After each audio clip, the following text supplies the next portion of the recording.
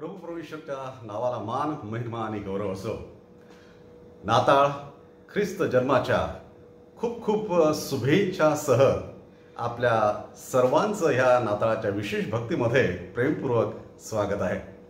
आज आपण आपल्या मंडळीची फिजिकल भक्ती सुद्धा करत आहोत माहीम या ठिकाणच्या हॉलमध्ये।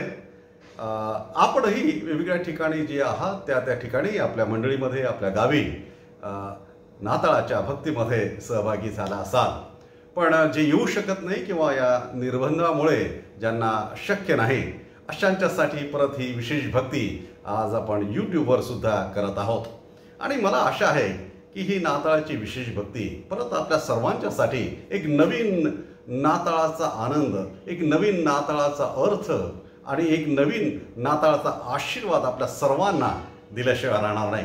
आणि म्हणून चला तर ज्या ज्या ठिकाणी आपण आहोत आणि जे या यूट्यूब चॅनलला जोडल्या गेले आहात आणि बघत आहे त्या सर्वांसहित आपण परमेश्वराच्या चरणी लीन होऊ, नम्र होऊया, नतमस्तक होऊया आणि त्याचं सहाय्य मागू, प्रार्थना करू। जिवंत प्रभू परमेश्वरा, आम्ही खूप तुझे आभार मानतो कारण या माध्यमातून परत ही नाताळाची विशेष भक्ती करण्याची संधी तू आम्हास दिली आणि हे साधन आम्हाला उपलब्ध करून दिलंस। देवा, आमची पूर्ण खात्री आहे आणि विश्वास आहे देवा की ह्याची विशेष भक्ती आम्हा सर्वांसाठी परत एक नवीन नाताळाचा तुझ्या ख्रिस्त जन्माचा अर्थ सांगणारी आणि आनंद देणारी आणि आशीर्वादित तू करणार आहे। आणि म्हणून देवा, आम्ही सर्वजण ज्या ज्या ठिकाणी आहोत त्या ठिकाणी तुझ्या चरणी लीन आणि नम्र होऊन तुला नतमस्तक होऊन देवा तुझ्या हाती समर्पित होतो। ही भक्ती तुझ्या हाती देतो। ही प्रार्थना प्रभू येशू ख्रिस्त याच्या नावाने केली म्हणून तो ऐक, आमेन। आज नाताळाचं विशेष वचन ऐकण्या अगोदर आपण एक शास्त्रभाग यावेळेस वाचणार आहोत जो ख्रिस्त जन्माचा वृत्तांत ज्यामध्ये नमूद केलेला आहे। लुकास वर्तमानाचा 2रा अध्याय आणि 1 ते 20 वचन परत मी आपल्या सर्वांसाठी वाचतो अशासाठी की ती नाताळाची अद्भुत अशी घटना आपल्या डोळ्यासमोर येईल आणि आज परत एक नवीन अर्थ त्यातून परमेश्वर आपल्याला दाखवून देणार आहे। चला तर आपण तो वृत्तांत यावेळेस आपल्या समोर ठेवूया।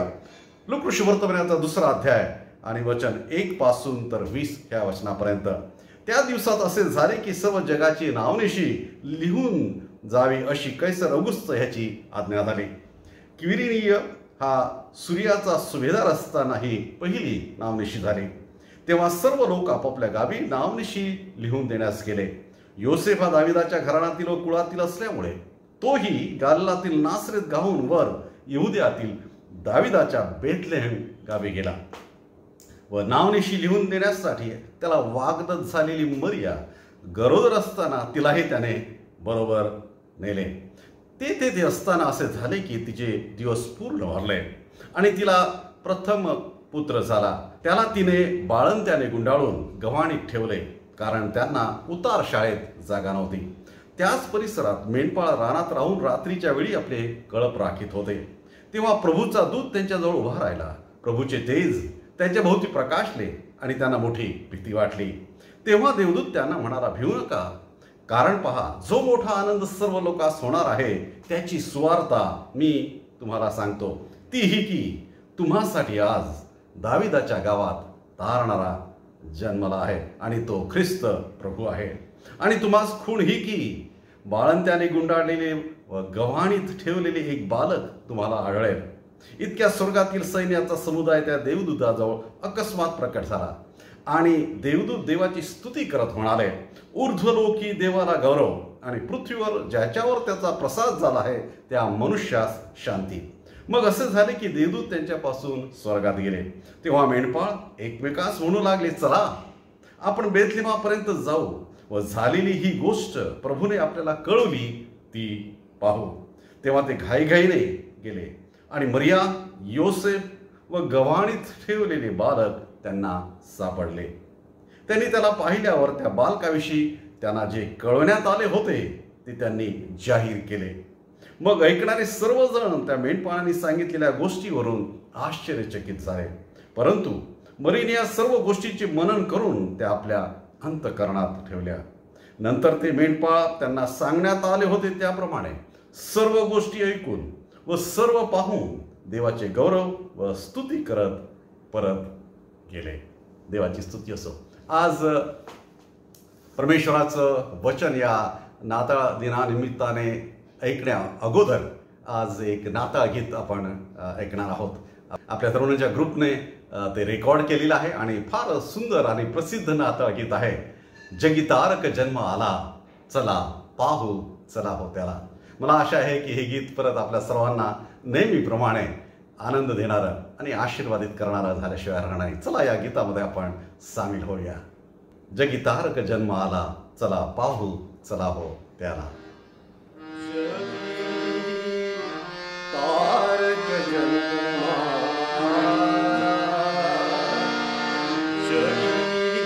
तारक जन्म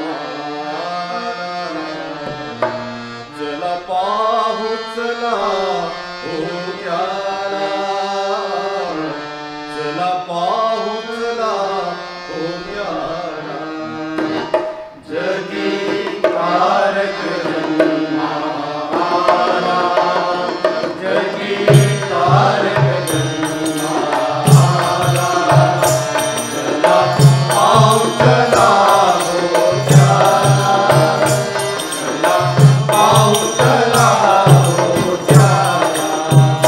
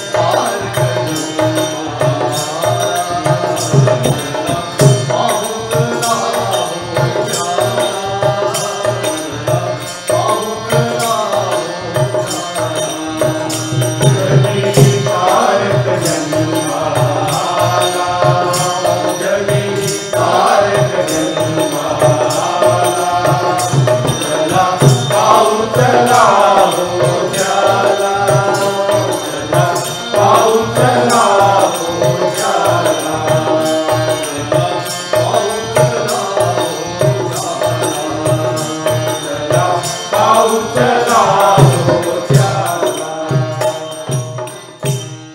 जगी तारक जन्म आला, चला पाहू चला हो त्याला. ज्या ज्या वेळेस आपण हे गीत गातो, या गीतातील आशीर्वाद आपल्याला प्राप्त होतो, या गीतातील आनंद आपल्याला अनुभवायला येतो. देवाची स्तुती असो. आज या विशेष भक्तीच्या वचनाकडे आपण लक्ष देणार आहोत. मला परत आनंद आहे की परत आपले ज्येष्ठ बाळासाहेब रेव्हरंड डॉक्टर प्रमोद घनकर आजच्या ह्या विशेष भक्तीचं देवाचं वचन आपल्याकडे घेऊन येत आहे. चला तर देवाच्या वचनाकडे आपण आपलं लक्ष लावूया, आपले नेत्र लावूया, आपले कान देवाच्या वचनाकडे लावूया. आपण देवाचं वचन ऐकू. शालोम. देवाची शांती आपणा सर्वबरोबर असो. माझी खात्री आहे की या दिवसामध्ये सर्व प्रकारच्या सजावटी आहेत, वेगवेगळ्या प्रकारची लाइटिंग आहे. ह्याचा जो आनंद आहे तो आपण पाहत आहात, लुटत आहात. सुंदर कपडे, सुंदर जेवण आणि भेटी गाठी, प्रार्थना वगैरे वगैरे असे अनेक विविध कार्यक्रम पाहून आणि स्वतः करून आपला जो आनंद आहे तो आपण व्यक्त करीत असतो. अर्थात त्याच्या मागे जे कारण आहे ते म्हणजे प्रभू येशू ख्रिस्तांचा जन्म. प्रभू येशू ख्रिस्ताच्या येण्याने आनंद आला, ही फार चांगली मोठी गोष्ट झाली. आपल्याला माहिती आहे की प्रत्यक्ष ज्यावेळेस जन्म झाला प्रभू येशू ख्रिस्तांच्या, दिव्यदूतांनी त्या आनंदाच्या बातमीला आणलं. म्हणजे स्वर्गातही आनंद झाला होता, ह्या सृष्टीमध्ये आनंद होता आणि आपल्याला माहित आहे की मग अर्थात पृथ्वीवर सुद्धा आनंद झालेला आहे आणि तोच आपण लुटत आहोत. खऱ्या अर्थानं अजून एक गोष्ट आपल्याला पाहता येईल की जर प्रभू येशू ख्रिस्त ह्या जगात आलेच नसते तर काय झालं असतं. हा एक प्रश्न आहे आणि विचार करण्यासारखा प्रश्न आहे की असं समजा की प्रभू येशू ख्रिस्तांचा जन्म झाला नसता तर आपण मनुष्य प्राणी या नात्यानं काय गमावून बसलो असतो ते आपण बघू शकतो. अर्थात जो आनंद आहे म्हणा किंवा अजून काही काही ज्या गोष्टी आहेत, कपडे लत्ते, खाणं पिणं, ह्या ज्या गोष्टी आहेत त्या कदाचित गमावून बसलो असतो, नसत्या त्या. आपण दुसऱ्या काही मार्गांनी त्या शोधल्या असत्या. पण पवित्र शास्त्राच्या शिक्षणानुसार आणि पवित्र शास्त्रामध्ये जी गोष्ट ख्रिस्ताच्या जन्माची दिलेली आहे त्या गोष्टीच्या नुसार जर प्रभू येशू ख्रिस्त ह्या जगात आले नसते तर काय झालं असतं, काय आपण गमावून बसलो असतो आणि आपल्याला काय मिळालं नसतं. आणि त्याच्यासाठी मला एक वचन वाचायचं आहे आणि ते म्हणजे योहानकृत शुभवर्तमान याचा 1 अध्याय आणि 16, 17 आणि 18 ह्या वचनांच्या वरून आपल्याला अगदी स्पष्ट समजतं की मनुष्य मात्रांना काय मिळालं नसतं किंवा काय ते गमावून बसले असते. ह्यामध्ये मी तुमच्यासाठी वाचतो. त्याच्या पूर्णतेतून आपणा सर्वांस मिळालेले आहे. कृपेवर कृपा मिळाली. नियमशास्त्र मोशाच्या द्वारे दिले होते. कृपा व सत्य ही येशू ख्रिस्ताच्या द्वारे आली. देवाला कोणी कधी पाहिले नाही. जो एकुलता एक पुत्र पित्याच्या उराशी असतो त्याने त्याला प्रगट केले. अगदी स्पष्ट शब्दामध्ये ह्या ठिकाणी सांगितलेलं आहे की कृपा व सत्य ही येशू ख्रिस्ताच्या द्वारे आलीत. नवलाची गोष्ट आहे की प्रभू येशू ख्रिस्ताच्या येण्याने प्रभू येशू ख्रिस्त काय घेऊन आले सांगती. आपण म्हणाल की दुसरं काहीतरी घेऊन यायला पाहिजे होतं. उदाहरणार्थ एखादं शस्त्र किंवा एखादं वेगळ्याच प्रकारचं औषध की मनुष्य त्यामुळे अमर झाला असता, किंवा एखादं तांत्रिक किंवा सायन्सच्या क्षेत्रातील एखादा शोध हे घेऊन आले असते तर बरं झालं असतं. इथे म्हटलेलं आहे की प्रभू येशू ख्रिस्त आपल्या जन्माने कृपा व सत्य हे घेऊन आलेले आहे. आपल्यापैकी काही तर म्हणतील की आम्हाला काही कृपेची गरजही नाही, कारण आम्ही तंदुरुस्त आहोत, आमच्याकडे पैसा आहे, आमच्याकडे सुंदर घर आहे, आम्ही चांगल्या कुळातले आहोत, आम्हाला सगळ्या गोष्टी उपलब्ध आहेत, कशाला पाहिजे कोणाची कृपा, असंही म्हणण्यात येईल कदाचित. पण आपण हे लक्षात ठेवायला पाहिजे की आपण मनुष्य प्राणी आहोत आणि मनुष्य प्राणी या नात्याने काही काही गोष्टी केव्हा आपल्या जीवनामध्ये येतील हे सांगता येत नाही. काल परवाच एक उदाहरण आम्ही पाहिलं आणि ते असं की एक गृहस्थ त्यांच्या अंगणामध्ये काम करत होते. काम करत असताना त्यांना काहीतरी दुखणं सुरू झालं पोटामध्ये, छातीमध्ये. सगळं त्यांनी गुंडाळलं, घरामध्ये आले, तिथं थोडासा आराम केला. शेवटी ते दुखणं बरं होत नव्हतं. हॉस्पिटलमध्ये त्यांना नेलं आणि मग त्या ठिकाणी ते दुखणं वाढतच गेलं. आजार वाढतच गेला. त्याचं कारण असं होतं की ज्या पॅन्क्रिया असतात किंवा फ्लिहा आपण ज्याला म्हणतो, त्याच्यामध्ये काहीतरी बिघाड झाला होता. अचानक. आणि मग पुढे असं झालं, की ते वाढतच गेलं आणि ते गृहस्थ त्याच ठिकाणी, त्याच हॉस्पिटलमध्ये ह्या जगातून निघून गेले. कोणतीही कल्पना नव्हती. हुशार आणि तंदुरुस्त गृहस्थ होते आणि अचानकपणे हॉस्पिटलला गेले, तिथून परतच घरी आले नाहीत. ही आहे माणसाची अवस्था. आपल्या प्रत्येकाला कोणत्या ना कोणत्या तरी गरजा आहेत. जर आपल्या कुटुंबातील एखादी व्यक्ती किंवा बाळ आजारी झालं तर त्यावेळेस मग बघा आईची काकुळतीची प्रार्थना देवाच्या कृपेसाठी. किंबहुना जर आपल्याला नोकरीची गरज आहे, किंबहुना अजून कशाची ज्यावेळेस गरज पडते त्यावेळेस आपल्या प्रार्थना ह्या कृपेसाठी असतात. त्याचं कारण असं आपल्याला माहित आहे की काही गोष्टी आपण स्वतः हाताळू शकत नाही. मनुष्य प्राणी हा इतका दुर्बळ आणि अशक्त आहे, ह्याची कल्पना खरं पाहिलं तर कोविडने आपल्याला अधिक जाणून करून दिलेली आहे. कधी काय होईल ह्याचा नेम नाही. अचानकपणे आपण आजारी होऊन पुढचं जे भविष्य आहे हे सुद्धा आटोक्यात आणू शकणार नाही. आणि म्हणूनच कृपा हे किती आपल्या जीवनातील अत्यंत महत्वाचा भाग आहे आणि कृपेशिवाय आपण शारीरिक जीवन सुद्धा जगू शकत नाही. ह्याचं हे उत्तम उदाहरण माझी खात्री आहे की तुमच्या आजूबाजूच्या शेजाऱ्या पाजाऱ्यांच्या मध्ये किंवा त्या विभागामध्ये किंबहुना मित्रमंडळींच्या मध्ये स्वतःच्या कुटुंबामध्ये आपल्या सगळ्यांना त्याची माहिती आहे, त्याची जाणीव आहे की आम्हाला रोज कृपा पाहिजे आणि तेही म्हणजे कोणाची, तर त्या परमेश्वराची ज्याने आपल्याला निर्माण केलं त्याची कृपा. आणि म्हणूनच ह्या ठिकाणी ह्या वचनांच्या मध्ये पवित्र शास्त्र बायबलमध्ये स्पष्टपणे लिहिलेलं आहे की प्रभू येशू ख्रिस्त ह्या जगात आले, त्यांच्या येण्यानं, त्यांच्या जन्मानं कृपा आली. कृपा त्यांनी आणली, ते घेऊनच आले.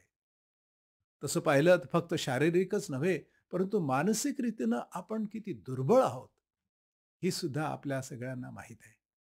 आपण आपल्या मनावर होणारे जे परिणाम असतात, दडपण असतं, वंचना असतात, काळजी असतात, त्यामुळे मनुष्य कसा अगदी दुर्बळ होऊन जातो ह्याची सुद्धा उदाहरणं खूप आहेत.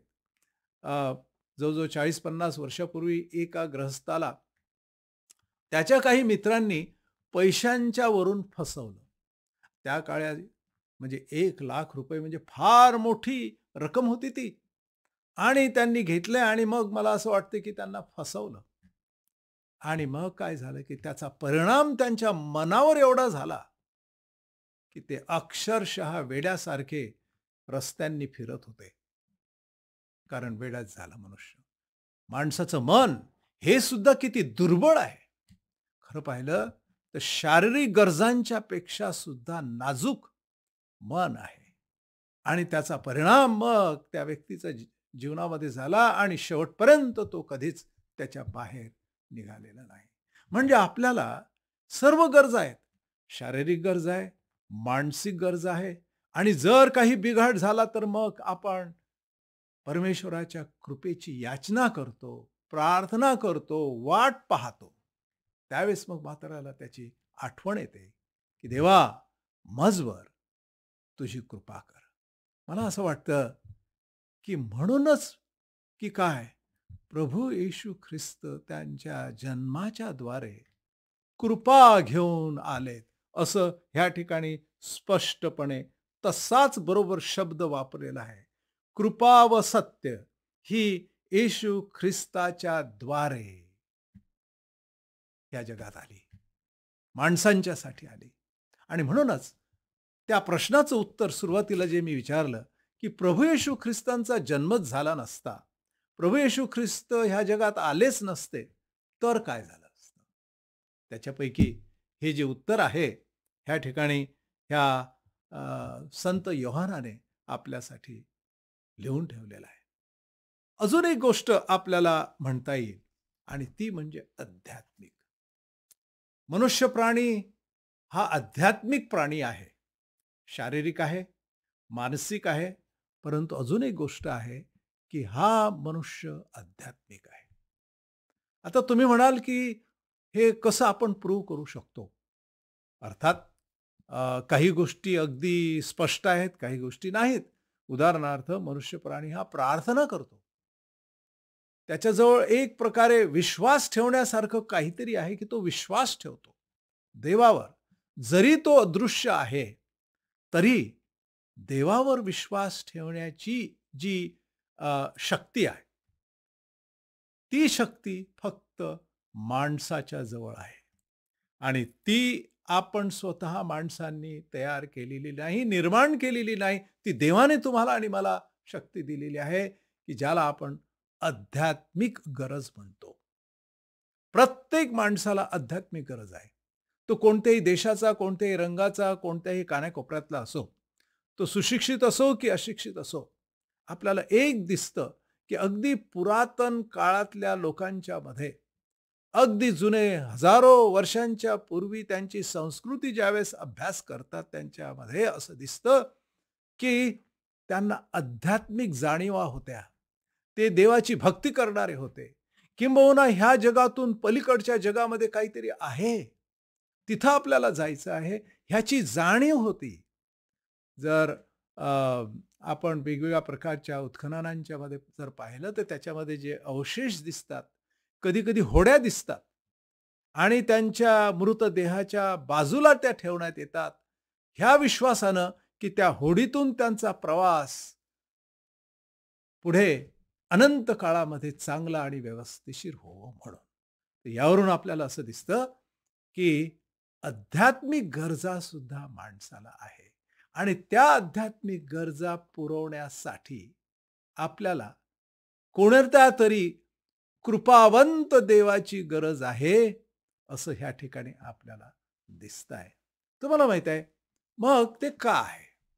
त्याचं कारण असं की मनुष्य प्राणी म्हटला की तो अशक्त आहे, दुर्बळ आहे, शारीरिक रीतीनं, मानसिक रीतीनं सुद्धा गरजवंत आहे आणि अजून आता आध्यात्मिक रीतीनं सुद्धा.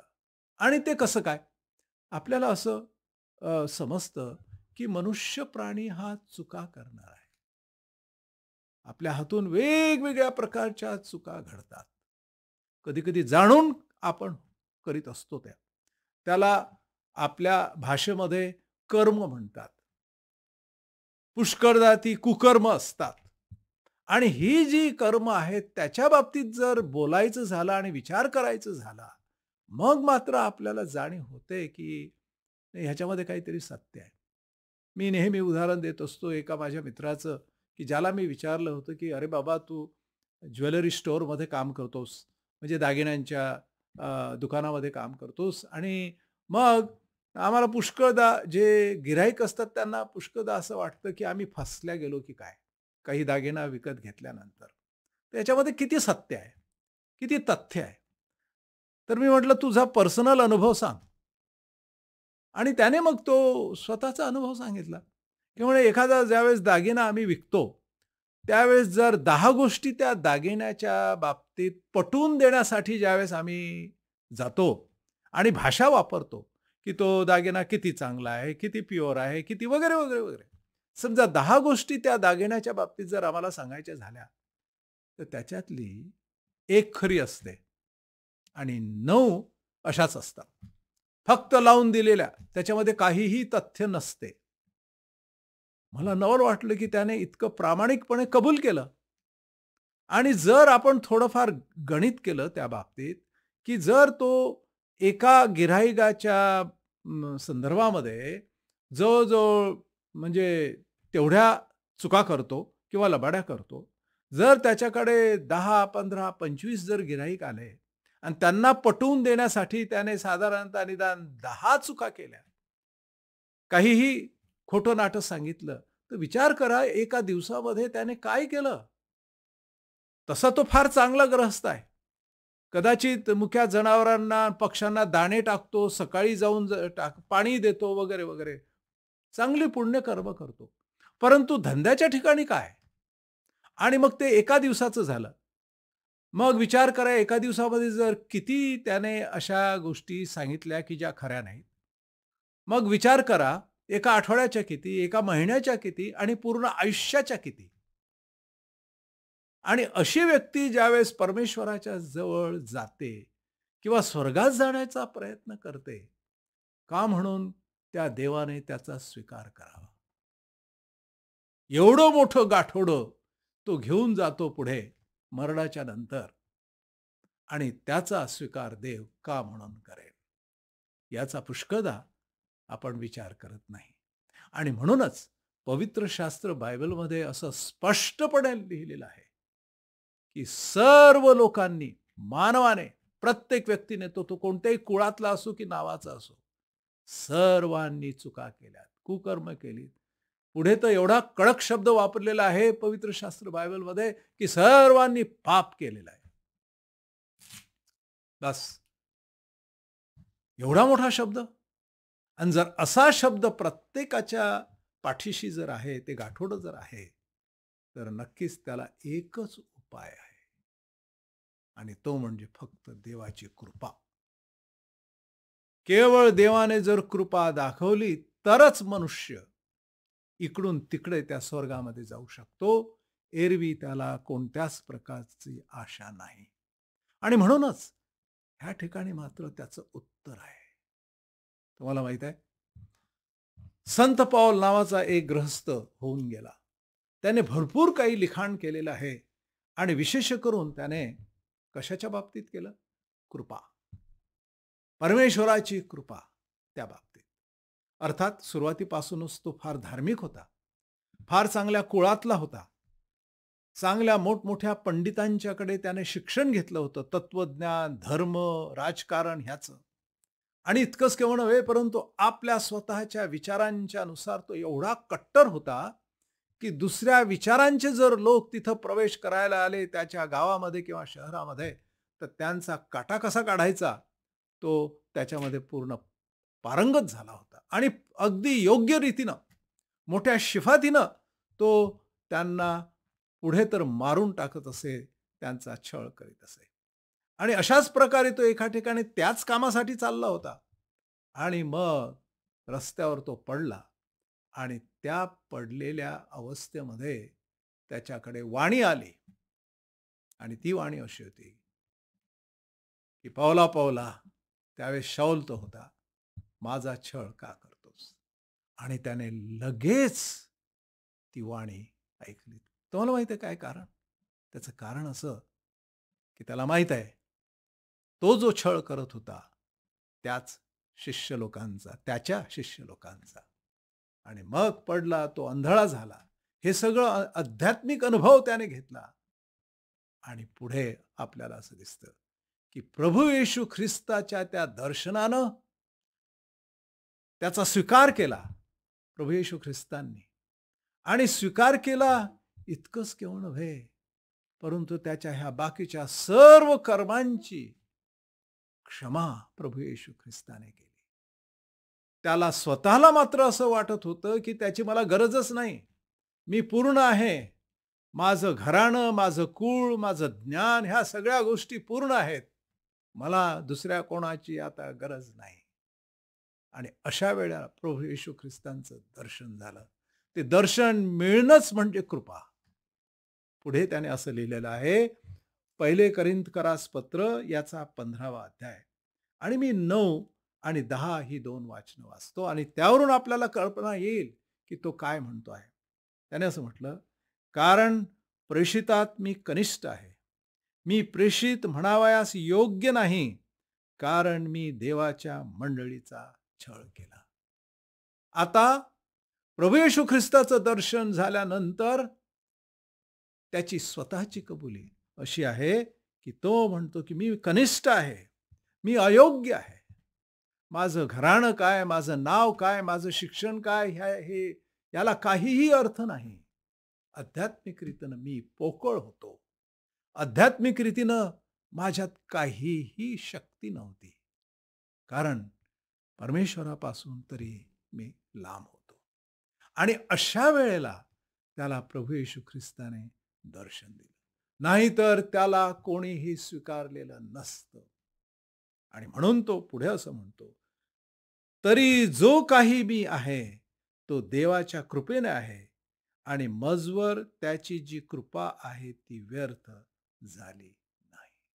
मी जो काही आज आहे त्याचा प्रेषित, त्याचा सेवक आणि फक्त प्रभू येशू ख्रिस्ताचंच नाव सर्व जगाला सांगणारा प्रेषित. हे जे काही आज मी करतो आहे ते केवळ प्रभू येशू ख्रिस्ताच्या कृपेने आहे. त्याच्या शब्दात मी जो काही आहे तो, जे काही आहे मी, केवळ ख्रिस्ताच्या कृपेने आहे. आध्यात्मिक रीतीनं. मला माहित आहे, जर अशी कृपा त्याला मिळाली नसती तर त्याला कोणत्याच प्रकारे आशा नव्हती पुढच्या जगाची, नव्हे स्वर्गाची. आणि म्हणून ही कृपाच फक्त त्याला त्या स्वर्गामध्ये आणि अनंत काळामध्ये घेऊन जाऊ शकली. हेच माणसाला पाहिजे. ही माणसाची अत्यंत तातडीची आध्यात्मिक गरज आहे. आणि ही आध्यात्मिक गरज पुरवण्यासाठीच कृपेची गरज आहे आपल्याला. आणि म्हणून प्रभू येशू ख्रिस्त ह्या जगात जन्म घेतला अशासाठी की कृपा घेऊन त्यांनी यावं. मग त्या पहिल्या प्रश्नाचं जर उत्तर आपल्याला द्यायचं असेल की जर प्रभू येशू ख्रिस्तांचा जन्म जर झाला नसता तर आपण काय गमावून बसलो असतो. देवाची कृपा, ख्रिस्ताची कृपा आणि त्यामुळे मिळणारा जो स्वर्ग आहे, अनंत कालचं जे जीवन आहे ते सुद्धा आपल्याला मिळालं नसतं. आणि म्हणून ते महत्व आहे.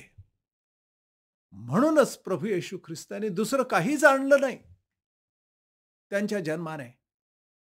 पूर्वी सांगितल्याप्रमाणे दुसरं काही आणलं असतं तर कदाचित आपल्याला असं वाटतं.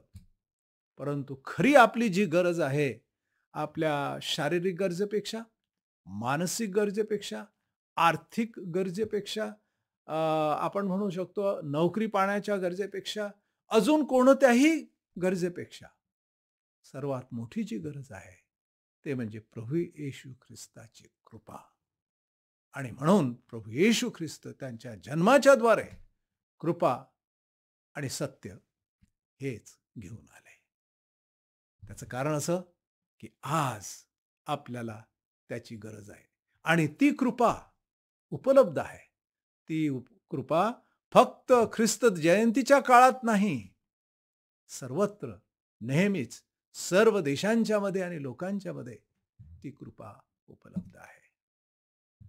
मला असं वाटतं की हा प्रश्न आता आपण विचारूया स्वतःला की हे कृपात म्हणजे प्रभू येशू ख्रिस्त तर उपलब्ध आहेत. त्यांनी ही अत्यंत महत्वाची गोष्ट माझ्यासाठी आणलेली आहे. पण मी खरोखरच त्याचा अनुभव घेतला का?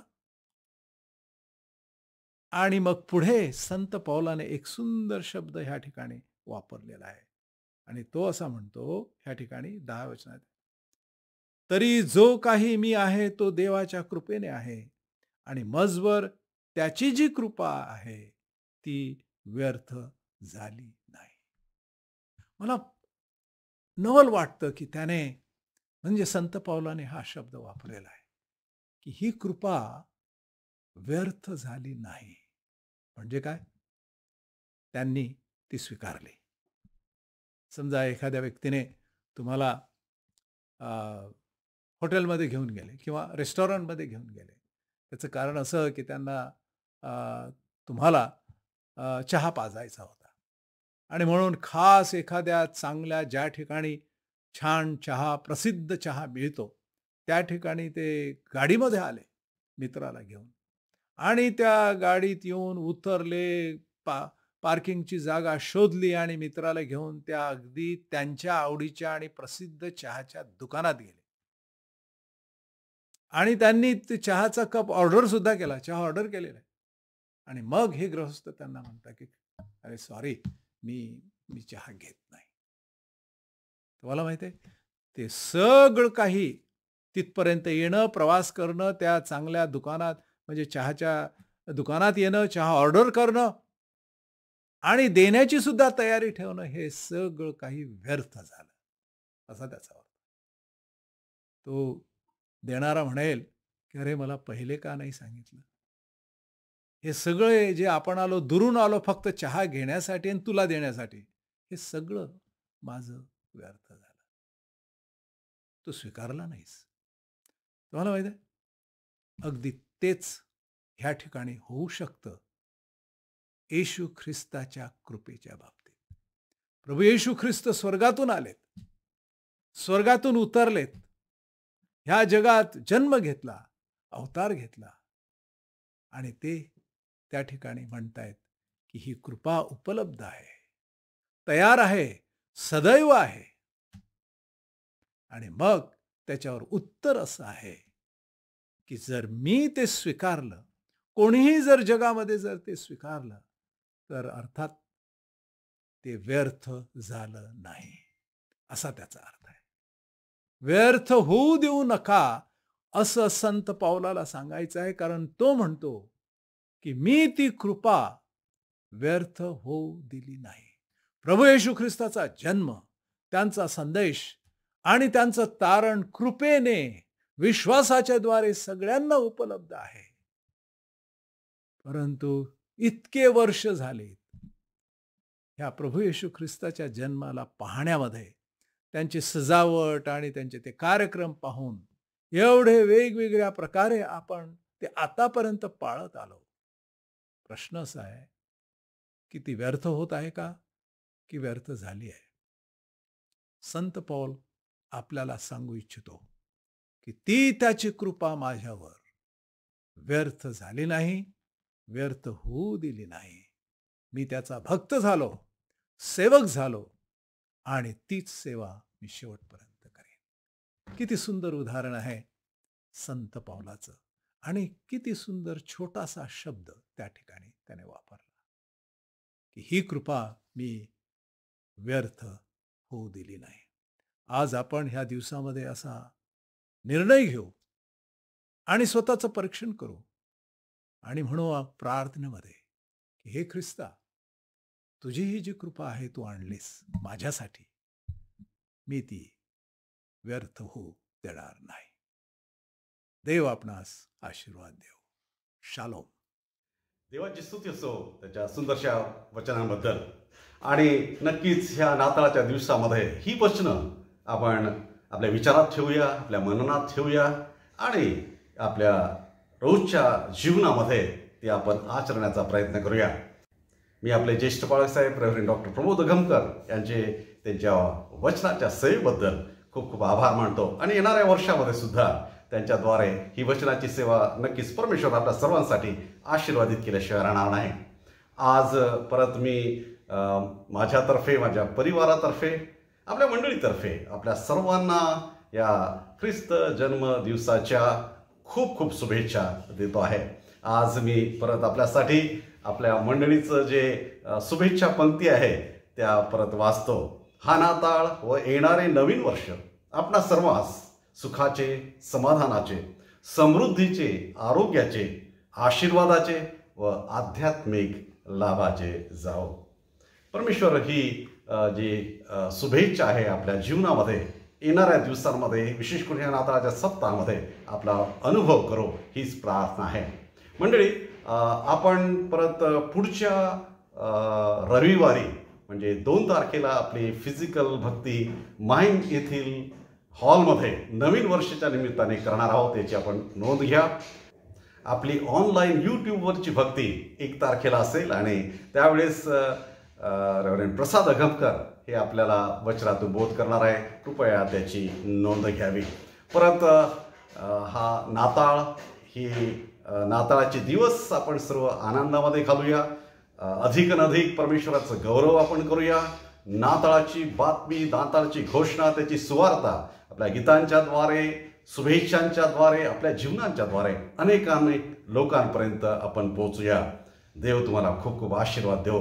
परत पुढील यूट्यूब चॅनलमध्ये परत आपण भेटूया. देव तुम्हाला खूप खूप आशीर्वादित करो.